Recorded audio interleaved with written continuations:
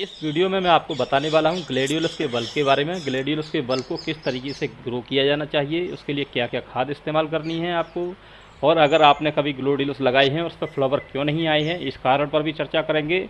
और सबसे बड़ी जो चीज़ है वो ये है कि ग्लेडियोलस के बल्ब को सीजन के बाद में अगले सीजन के लिए कैसे सेव करके रखा जाए, जिससे हमें ज़्यादा कठिनाई भी ना हो उसे सेव करके रखने में, और हमें हेल्थी और स्वस्थ अच्छे बल्ब अगले सीजन में ग्रो करने के लिए फिर से और ज़्यादा मिल सकें।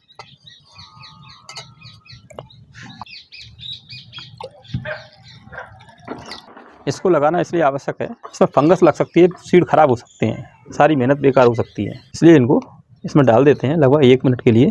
फ्लावरिंग के बाद कॉर्म्स को सुरक्षित रखने का राज मिट्टी के अंदर ही छिपा हुआ है।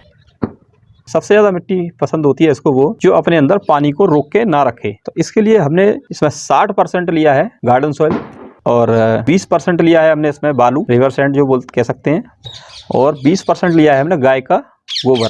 गोबर गाय का हो भैंस का हो मायने नहीं रखता, पुराना होना चाहिए, जो गैस का रिसाव ना कर रहा हो। पुराने से मतलब होता है कि पूरी तरह डिकम्पोज हो चुका हो। और इसमें जितने ज़्यादा आपको बल्ब लगाने हों किसी भी पॉट में, अगर आप 6 इंच के पॉट में लगा रहे हैं तो 2 या 3 बल्ब लगाइए, 10 इंच के में लगा रहे हैं तो 4 लगा लीजिए, 12 इंच के में लगा रहे हैं तो 5 से 6 लगा लीजिए। तो मैं ये सारे कलर एक ही में लगाने वाला हूँ, इसलिए मैंने बड़ा पॉट लिया है। लगभग इसकी 1 फुट की गहराई है, जिसमें से 10 इंच के लगभग मैंने इसमें मिट्टी लगाई हुई है और अच्छे से ड्रेनेज होल बनाए हुए हैं इसमें कई सारे मैंने। और इसके अलावा जो बल्ब होते हैं इनको अगर अच्छी एनर्जी मिलती रहे, आप न्यूट्रिएंट वगैरह सही से देते रहेंगे, बहुत ज़्यादा इनको केयर की आवश्यकता नहीं होती, लेकिन अगर फिर भी आप देते रहते हैं न्यूट्रिएंट वगैरह, वर्मी कंपोस्ट है, खाद वगैरह जो भी कुछ देते हैं, तो ये अपने आप को मल्टीप्लाई करते रहते हैं अंदर ही अंदर।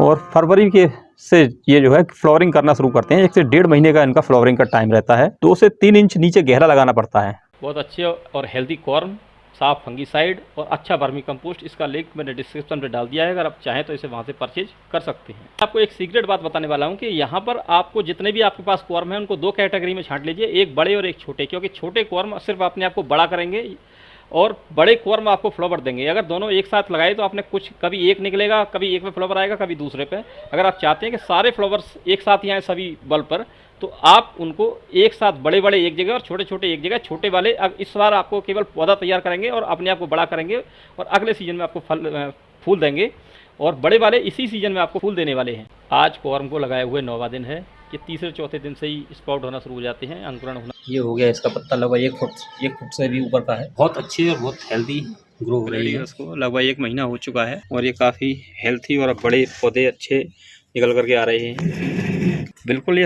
इसकी शेप देखो, बिल्कुल तलवार की तरह है, जैसे ग्लेडियोलस जैसे इसका नाम है ना, बिल्कुल कितना मिलता जुलता शब्द है तलवार से। इसकी शेप बहुत शानदार शेप है इसकी। अब इसमें गुड़ाई करने के पश्चात आप वर्मी कंपोस्ट ऐड कर सकते हैं। ग्लेडियोलस को ग्रो करने के लिए सबसे अच्छा जो समय रहता है बरसात के बाद में, सितंबर, अक्टूबर, नवंबर और आधे दिसंबर तक इसको आराम से ग्रो कर सकते हैं।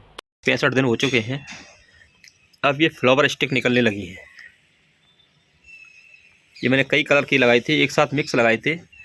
एक ये कौन सा कलर है ये तो इसके खिलने के बाद ही पता पड़ेगा, तो सभी मिक्स कलर लगा दिए थे मैंने। काफ़ी हेल्दी मेरे पौधे हो रहे हैं।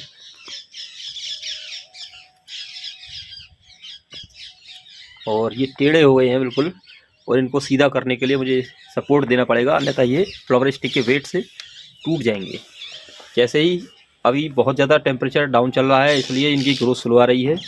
अगर धूप निकलेगी तो तुरंत ही बहुत जल्दी ही ये फ्लावर खिलने लगेंगे। मैंने अपने सभी ग्लेडियोलस बल्ब को 26 अक्टूबर को ग्रो किया था, जैसा कि मैंने उसमें डेट डाल रखी है, आप देख सकते हैं। तो दोस्तों अब बस इंतज़ार है कलियों के खिलने का, जो फ्लावर स्टिक पर आ रही हैं, और हम भी बेकरार हैं इसको देखने के लिए। देखते हैं अब फ्लावर स्टिक पर आई हुई फ्लावर बड्स में से धीमे धीमे फूल बाहर झांकने लगे हैं।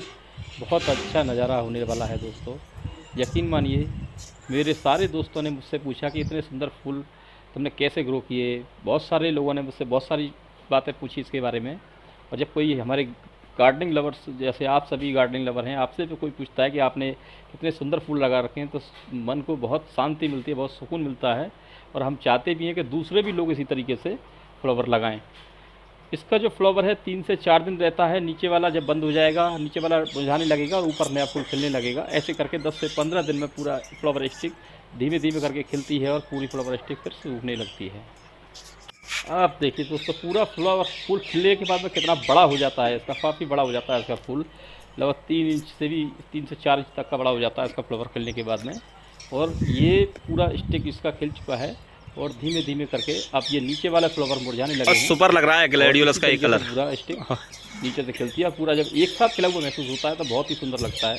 पहले आपने रेड देखा, ये देखिए दोस्तों ऑरेंज कलर का फ्लावर। जब सभी फ्लावर्स पर फ्लावर स्टिक आ जाए और फूल सूखने लग जाए तो उसके बाद आपको अंतिम पानी देना है। उस पानी में फंगीसाइड का प्रयोग करें और उसके बाद में उसमें कोई पानी नहीं देना है। पौधों को पूरी तरह सूख जाने देना है और उस पानी को सूखने देना है और सूखने के बाद उसको छांव वाले स्थान पर रख देना है और आप उसमें दोबारा पानी नहीं देना है तब तक जब तक आपको अगले सीजन में उनकी आवश्यकता पड़े तब तक के लिए। कभी कभी कुछ सीड ग्रो होने की बजाय डोरमेंसी में चले जाते हैं, तो जैसे उनको उखाड़ के न देखें। वो हो सकता है फरवरी आने पर जब मौसम में थोड़ी सी गर्माहट आती है तो वो फिर से ग्रो कर जाएं, फ्लावर स्टिक नहीं आए, लेकिन वो जो है आपको फॉर्म तैयार करके देंगे। पानी देना बंद करें, अगर पानी ये सूख रही है और आप पानी देना बंद नहीं करेंगे तो इसके अंदर जो नीचे कॉर्म बन रहे हैं और उन पर अगर फ्लावरिंग नहीं आई है और फिर भी वो सूख गए हैं तो परेशान होने की आवश्यकता नहीं है। एक साल ये एनर्जी स्टोर कर लेते हैं अपने अंदर और तभी आपको अगले सीजन में फ्लावरिंग देगा।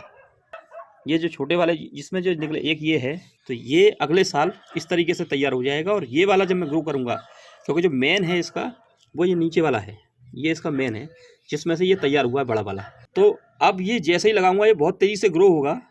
सितंबर में, अक्टूबर में, नवंबर में और आधे दिसंबर तक भी इसको लगा सकते हैं। तो जब मैं इसको लगाऊंगा तब ये बहुत तेज़ी से बड़ा होगा और फ्लावरिंग देगा। और जब ये बड़ा हो जाएगा तो कुछ इस तरीके से बड़ा हो जाएगा, इतना बड़ा हो जाएगा ये इन पर फ्लावर आ चुके हैं क्योंकि ये बड़े कॉर्म से लगाए थे मैंने ये सभी के सभी। और कुछ तो ये फरवरी में आकर के ग्रो हुए हैं, अक्टूबर में लगाए थे मैंने, अक्टूबर से लेकर के ये मैंने इसमें कई लगाए थे। जो मेरे बड़े आए थे उनसे मुझे बड़ी फ्लावर स्टिक मिली, जो छोटे आए थे उनमें छोटी फ्लावर स्टिक आई या फ्लावर स्टिक नहीं आई। जब मैं अगली बार इनको ग्रो करूँगा तब मेरे को बहुत अच्छी फ्लावरिंग मिलेगी।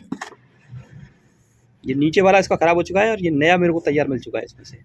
इसके लिए मिट्टी मैंने ऐसी तैयार की थी कि अगर मैं इसको ना भी निकालूं, केवल पानी सूख जाने दूं और इसको उठा के छाँव में रख दूं तो भी ये एक तो ख़राब नहीं होंगे और दूसरे अगले सीजन में जब मैं इनको निकालूंगा सिर्फ पानी डाल दूंगा ना तो भी ये ग्रो हो जाएंगे। ऐसे ही वीडियो देखने के लिए सब्सक्राइब करें। Thanks for watching. आपका अपना यूट्यूब चैनल गार्डनिंग वाला। लाइक करें, शेयर करें, सब्सक्राइब करें।